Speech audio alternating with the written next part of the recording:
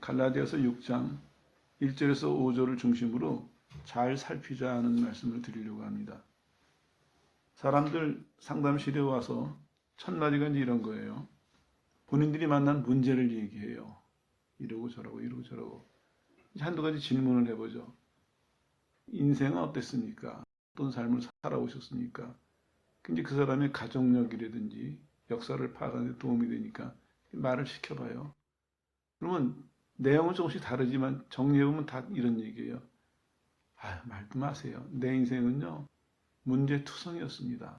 이런 얘기예요. 만약에 그런 사람들에게 당신의 삶은 무엇이라고 표현할 수 있습니까? 이렇게 하면 간단하게 그렇게 아마 쓸 것 같아요. 내 인생은요, 문제집이었습니다. 하나 해결하면 또 문제 생기고, 하나 해결하면 또 문제 생기고, 아마 그런 답을 할 것 같아요. 그 신앙인들한테 물어도 비슷해요.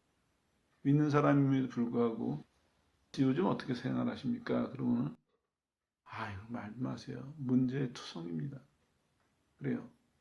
근데 성경을 보니까 성경은 오히려 반대를 얘기하고 있습니다.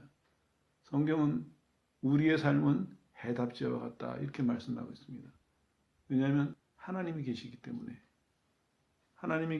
성경은 해답지와 같다 얘기하는데 뭐 세상 사람들이야 말할 것도 없지만 교인들마저도 자기 인생을 자기 삶을 어떻게 이해하냐면 문제집과 같다. 풀어도 끝나지 않는 그런 문제집과 같다. 인생이 그만큼 고달프고 힘들다. 뭐 그런 얘기가 되겠죠. 이런 배경을 가지고 오늘 이 말씀을 드리려고 합니다.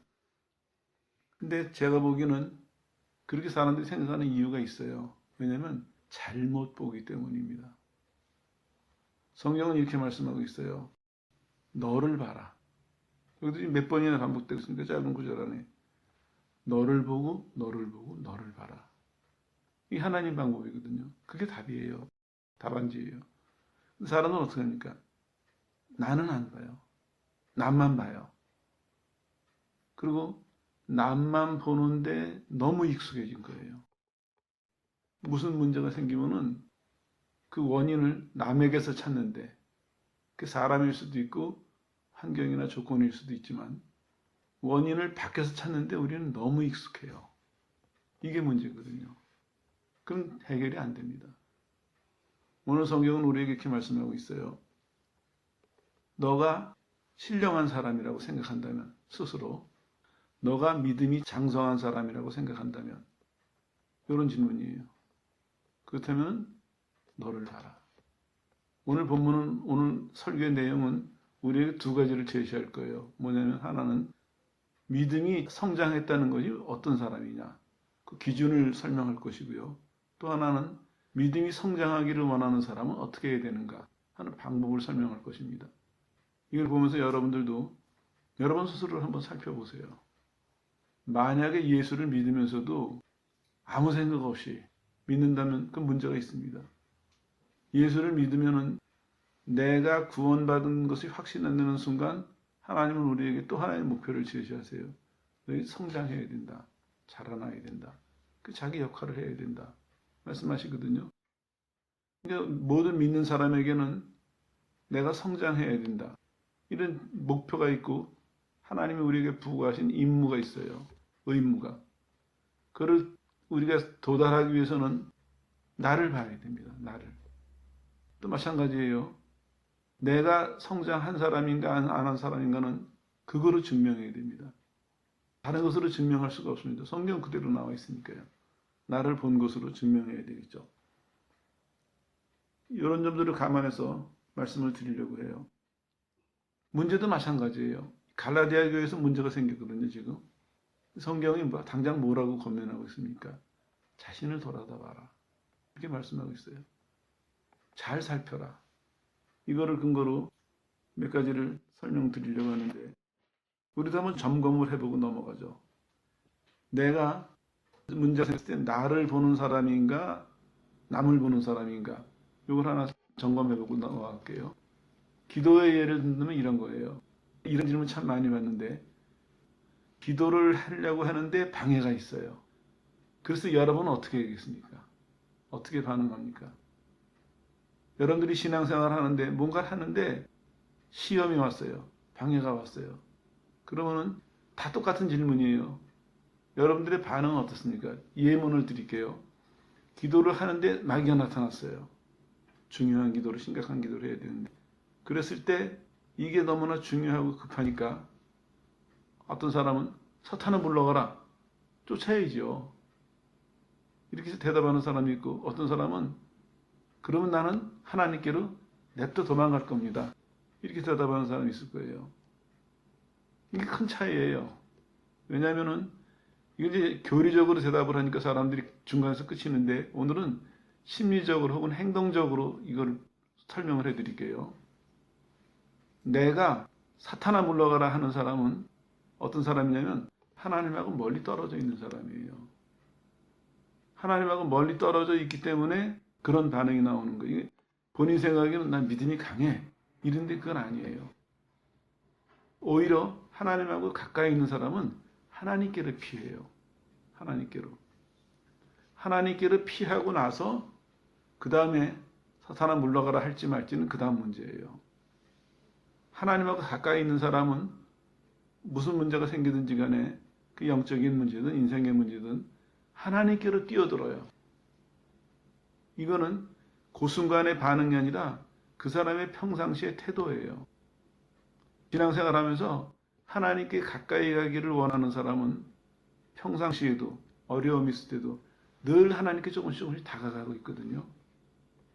그러니까 이 사람은 마음은 하나님께로 가 있어요. 그러다가 무슨 문제가 갑자기 닥쳐오잖아요.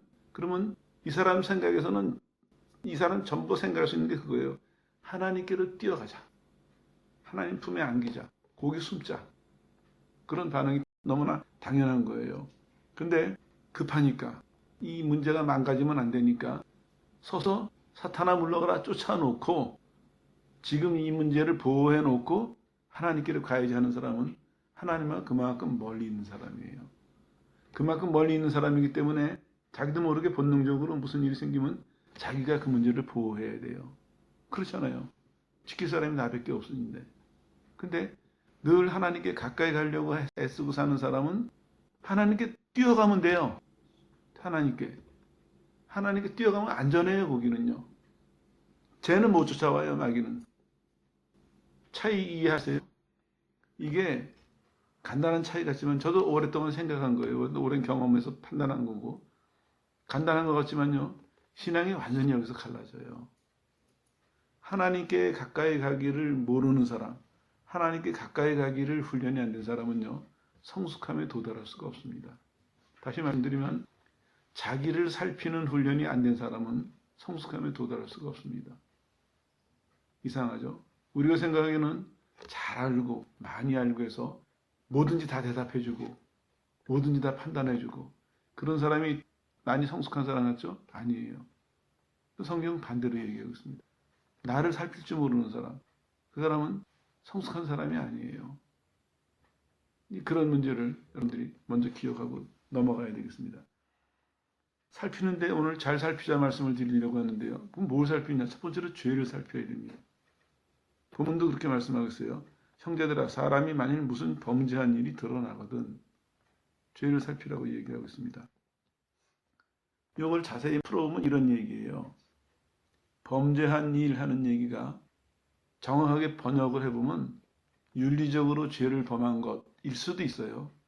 그렇지만 또 하나 뭐가 여기 추가가 되냐 하면은 성령이 인도하시는데 그 길을 잘 따라가지 못하고 이탈한 사람, 이런 의미도 여기 포함되어 있어요.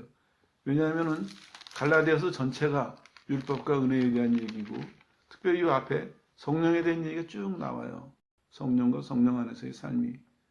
이런 문맥상으로 볼 때는 오히려 여기서 죄를 졌다 하는 사람은 우리가 생각하기에 범죄자 이런 것이 아니라 예수 믿는 사람이라니까 당연히 성령의 인도하심을 따라가야 되는데 그 길에서 이탈해버린 사람, 그 길을 벗어나버린 사람, 그런 사람을 의미한다고 하는 것이 더 정확한 해석 같아요. 그런 사람을 봤을 때 해라는 얘기거든요. 그럼 얘기가 조금 달라지죠. 우리는 어떻게 생각하고 여태까지 살았습니까? 흑백 논리를 가지고 잘했냐 못했냐 맞냐 틀냐 우리 이거 가지고 싸우고 살았거든요. 아주 날카롭게. 그리고 잘 믿는다고 하는 사람일수록 더 날카로워요. 근데 여기서 뭐라고 얘기하고 있습니까? 우리가 생각하는 죄랑 좀 달라요, 내용이. 그리고 드러나거든 하는 얘기가 수동태예요. 어떤 의미냐면요. 이 사람이 이 길에서 이탈하긴 이탈했는데 일부러 한 것이 아니라 약해서, 몰라서. 그래서 미달돼서 그 길을 못 따라가고 있는 그런 의미가 여기 들어있습니다. 그 태도가 달라져야 되겠죠. 보통 우리는 교회에서 생각할 때 누가 믿는 사람이면서 잘못하면은 믿는 사람이 그럴 수 있어? 이렇게 우리는 판단하고 비판부터 시작을 하는데 성경은 뭐라고 말씀하고 있습니까? 그 잘못한 사람, 지금 제대로 가야 되는 길에서 이탈하거나 제대로 가야 되는 길에서 미끄러진 사람들을 보고 성경은 뭐라고 말씀하고 있냐면은 그 사람들을 잘 대해줘라. 이렇게 말씀하고 있는 거예요. 달라집니다. 근데 여기서 중요한 것은 잘 살피려고 하지 않으면 구분이 안 간다는 거예요. 구분이. 하나님은요, 공의와 사랑을 동시에 갖고 계세요. 이 얘기를 우리 그냥 교리를 한 시간 쓱 듣고 지나가는데 그 정도 얘기가 아닙니다.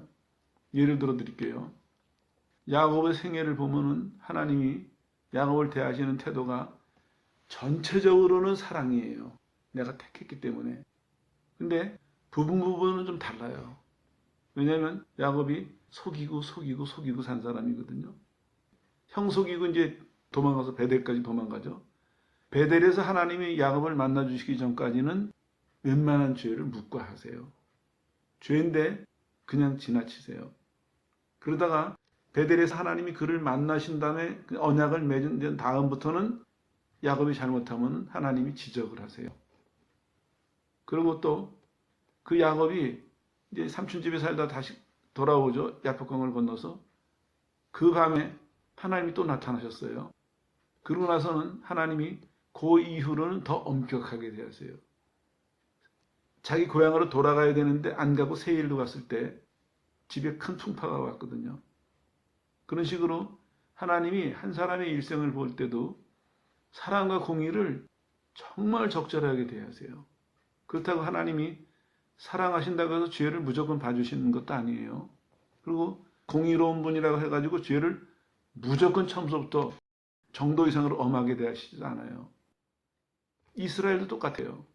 시내산에 가서 하나님하고 언약을 맺기 전까지는 이스라엘 백성들의 그 죄를 하나님이 많이 참으세요. 먹을 거 없어서 불평, 물 없어서 불평, 하나님이 많이 참으세요. 언약을 맺으신다면은 불평하는 것에 대해서 징계를 하세요. 그 시점, 그거를 하나님을 바라보지 않으면 구분할 수가 없어요, 우리는요. 왜냐하면 우리의 감정이나 우리의 판단 기준 가지고는 그걸 맞출 수가 없거든요. 오늘 설교랑 연결해 보면요. 죄를 하나님의 관점에서 공의와 사랑이라는 이 공평한 관점에서 죄를 정확하게 판단하고 그렇지 않으면 그 죄에 대해서 정확하게 내가 반응하지 못한다는 얘기예요. 그래서 하나님께서는 죄가 발생했을 때, 교회 안에서 지금 죄가 문제가 생겼거든요. 발생했을 때 제일 먼저 죄를 살펴라 말씀하고 있습니다. 고의로 그랬느냐, 이 사람이. 하나님에게 반항하는 의미로 했느냐, 아니면 하려고 하는데 부족해서, 하려고 하는데 잘 몰라서 길을 벗어난 것이냐. 하나님은 죄를 분명히 구분할 수 있을 만큼 죄를 살피라 말씀하고 있습니다. 넓게 말씀드리면 이런 얘기예요. 신앙을 가진 다음에 우리가 해야 될 일이 하나님 앞에서 하나님의 판단 기준에서 죄와 아닌 것을 구분하는 훈련을 받아야 돼요. 배워야 돼요. 어느 날 눈이 열려가지고 아니면 우리가 보는 대로 그 사람의 행동과 이런 걸 판단하면 실수하기 딱 좋습니다. 이제 개인적으로는 실수를 하고 이게 교회의 문제가 될 때는 교회가 분란이 일어나요. 상처를 입어요. 위험성과 두려움을 사람들이 잘 모르는데요. 다 우리가 이 문제를 만들어내는 거예요. 왜? 죄를 살필 능력이 없으면서, 죄를 분별할 능력이 없으면서 우리가 나서가지고 정의를 외치고 우리가 나서가지고 올바르게 잡으려고 하니까 분명히 무리가 따라올 수밖에 없죠. 갈라디아 교회도 지금 문제가 생겼을 때 성경이 뭐라고 권면하고 있습니까? 죄를 살펴라. 그러면서 성경에서 말씀하고 있는 것은 고의로 반항하는 사람들이 아니에요. 여기에 해당되는 사람들은 하려고 하는데 부족해서, 자기가 부족해서 그 길에서 이탈이 된 사람들이에요. 일부러 하나님에게 반항하거나 하나님 말씀을 어기려고 그런 사람들이 아니라는 것이죠. 그런 말씀이에요. 그래서 문맥이 어떻게 해지냐면, 그러기 때문에 성숙한 너희는 두 번째로 뭘 하냐면요, 너희 태도를 살펴라, 이렇게 말씀하고 있거든요. 너희 태도를 살펴라. 그러면서 하시는 말씀이 온유한 심령으로 바로잡아라. 그리고 너 자신도 조심해라. 이렇게 이 말이 이어지는 거죠. 여기서 한번 좀 설명을 드리고 갈게요. 청년 시절에 이런 경험이 있었어요. 집을 가는데 동산을 살짝 넘어가는 길이 있고 버스를 타고 좀 더 가면 큰 길에서 내리는 두 가지 방법이 있었어요. 그날은 좀 걷고 싶어서 동산을 통해 가지고 가는 길을 택했어요. 이 동산에 이렇게 쓱 지나가는데 나무가 소나무인데 생기기도 이상하게 생겼어요.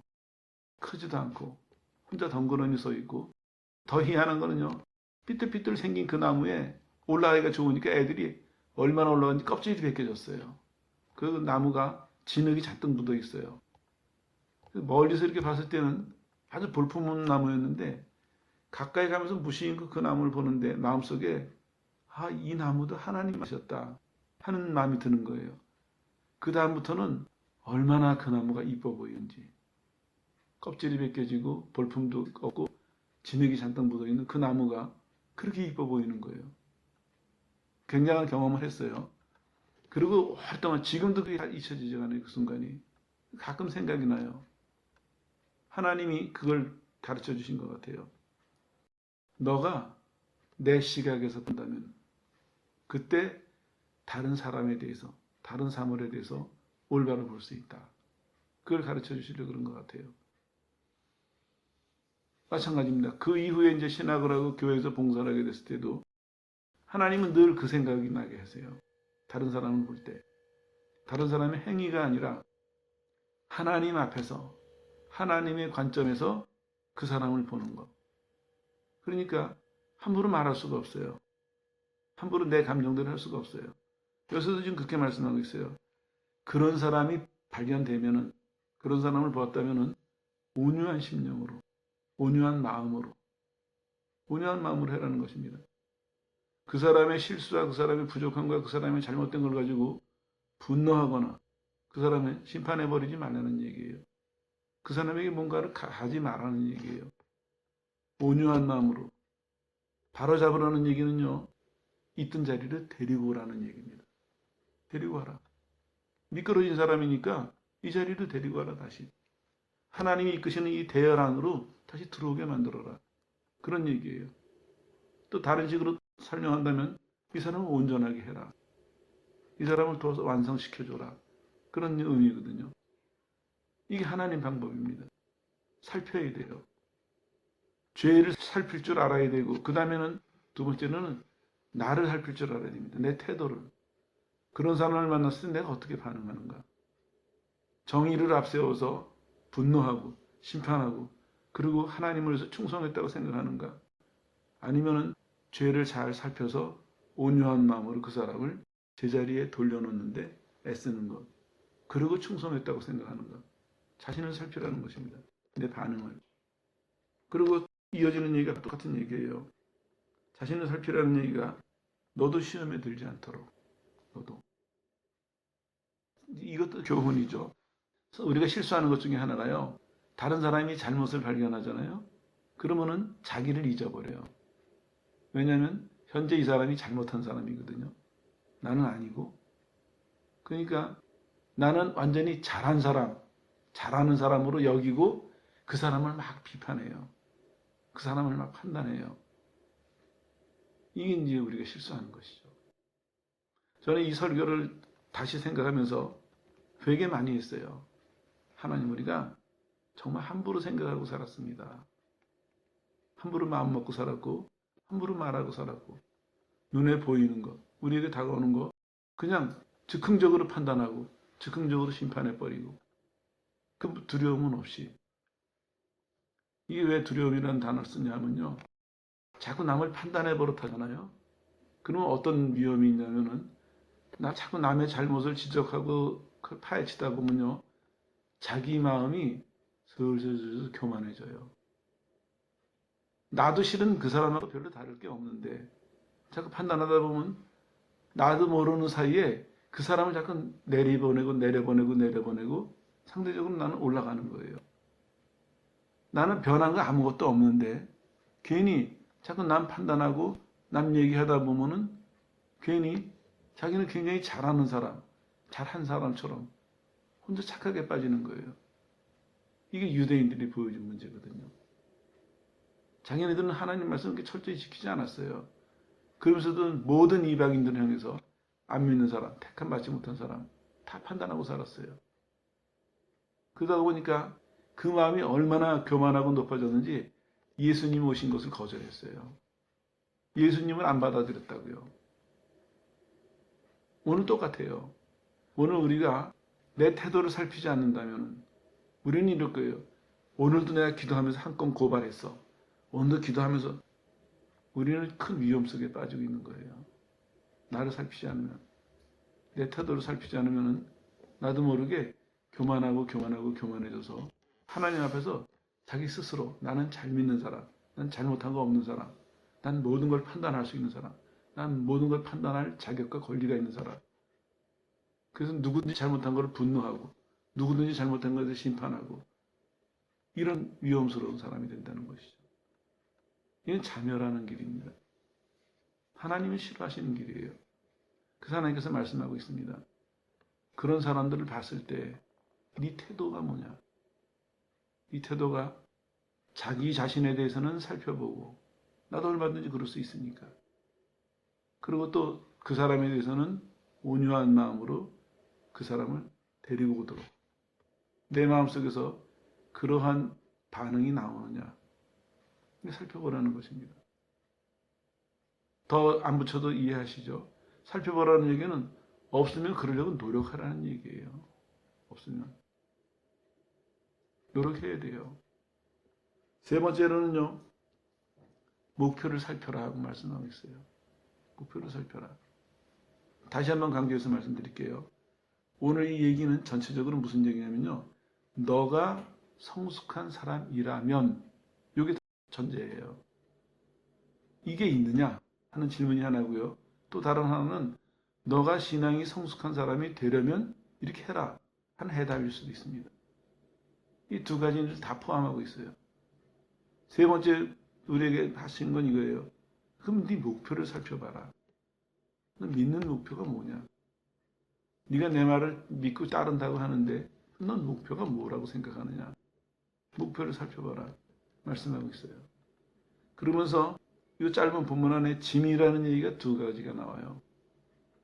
먼저 5절부터 설명을 드릴게요. 5절에 보니까 각각 자기 짐을 져라 이런 말씀이 나와요. 각각 자기 짐을 져라.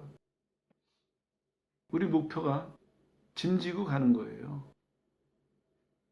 성경은 뭐라고 말씀하고 있습니까? 예수님께서 우리 죄를 위해서 십자가를 지셨다 이렇게 말씀하고 있잖아요. 그리고 제자들에게 뭐라고 하셨어요? 예수님께서 나를 따라오려거든 너희도 자기를 부인하고 너희 십자가를 지고 나를 따라와라. 그 짐이 있다는 거예요. 우리가. 이 말씀은 좀 설명을 드릴게요. 신앙생활 하시면서 신앙생활을 자꾸 흑백으로 이해하시면 안 돼요. 예수님이 우리 짐을 다 지셨어요. 그런데 그렇다고 우리가 짐 안 지고 살아가면 되냐? 아니에요. 예수님이 우리 짐을 다 지셨어요. 죄 짐서부터 시작해서 다 지셨어요. 분명한 사실이에요. 그리고 또 잊지 말아야 될 거 있어요.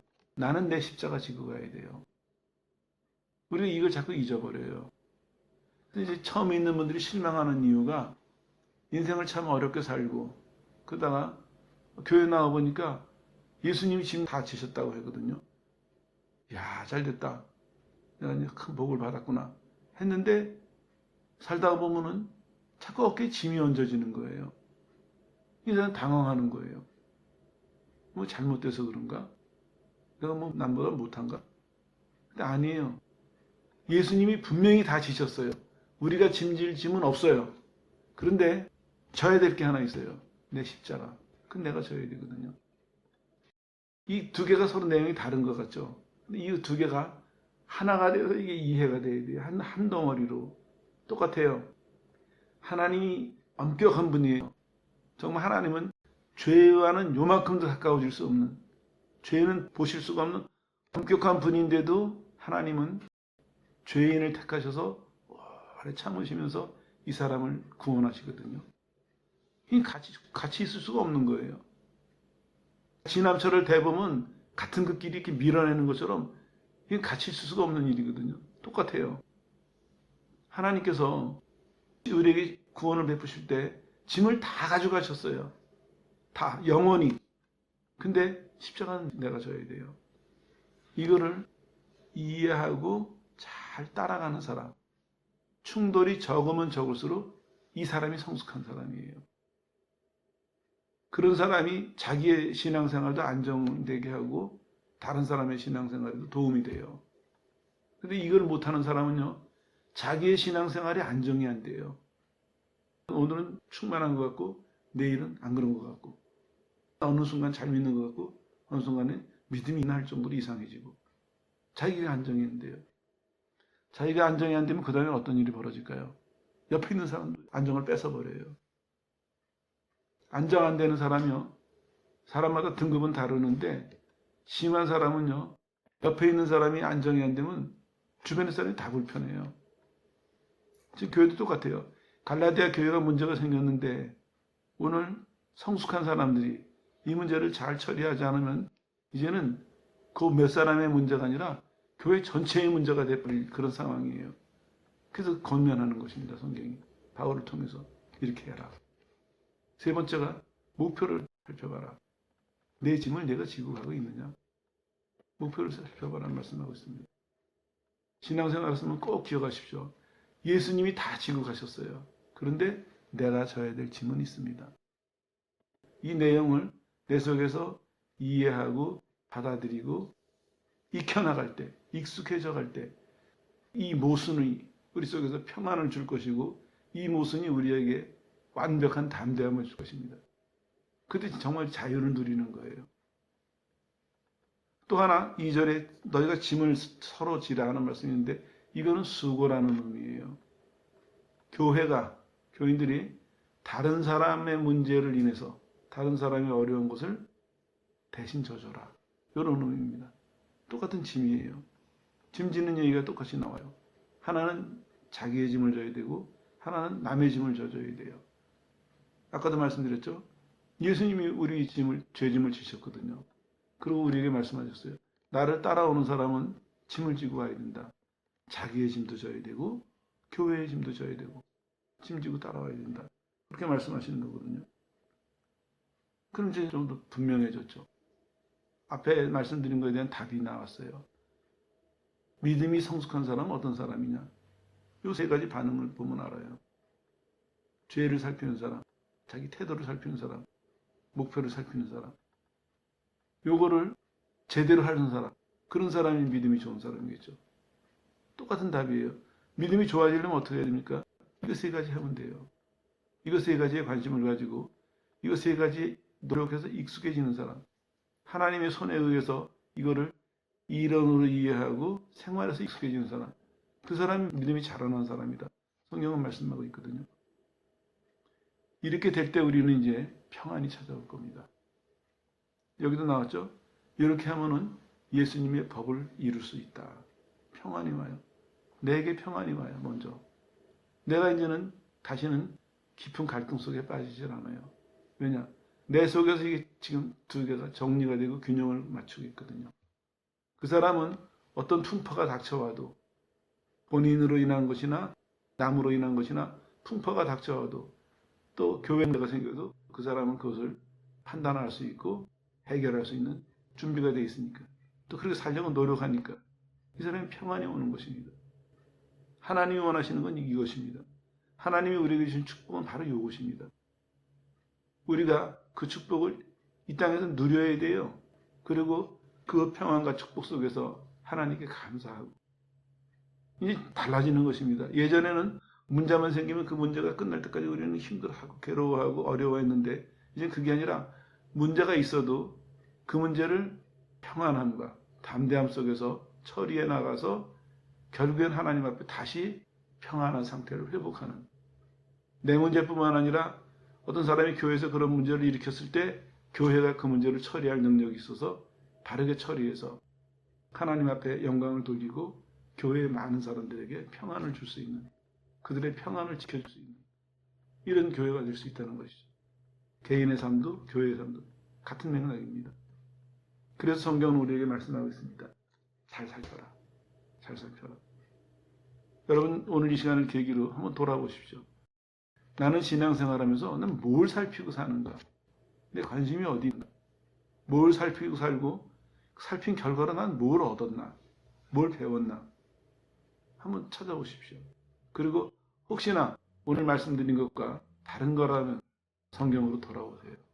이 세 가지를 살피는 훈련을 하세요. 구하세요. 하나님 앞에. 하나님이 우리에게 주시려고 하시는 것이고 이거를 우리가 해야 이후에 약속된 보장된 것들을 우리의 것으로 만들 수가 있습니다. 하나님 우리를 사랑하세요. 그래서 우리가 믿음이 성숙한 사람이 되기를 원하시고 믿음이 성숙한 사람으로서 하나님께 복을 받기를 원하시고 하나님께 영광을 돌리기를 원하시고 많은 열매를 맺기를 원하세요. 하나님이 우리에게 주시는 것은 어려움이 아닙니다. 우리가 그 과정을 지나가지 못했기 때문에 어려움 속에 있는 것이지 하나님은 우리를 절대로 일부러 억지로 어려움 속에 인도하시는 분이 아닙니다. 하나님 선하신 분이에요. 오늘 하나님에 대한 생각을 정리하세요. 다시. 하나님이 선하신 분이고 하나님께서 우리에게 주시는 것은 이렇게 성숙한 사람의 삶이다. 성숙한 사람이면 열매를 하나님 바라신다. 이걸 다시 한번 정리하셔가지고 이 세 가지를 살피는데 여러분들이 익숙하고 훈련이 된 사람이 되어서 이 시간 이후로는 여러분의 신앙생활이 더욱 안정되고 풍성해지고 여러분이 있는 곳에 가정이면 가정, 직장이면 직장, 교회면 교회에 하나님의 이 풍성한 축복이 충만하게 하는데 여러분이 쓰임받게 되기를 예수의 이름으로 축원합니다.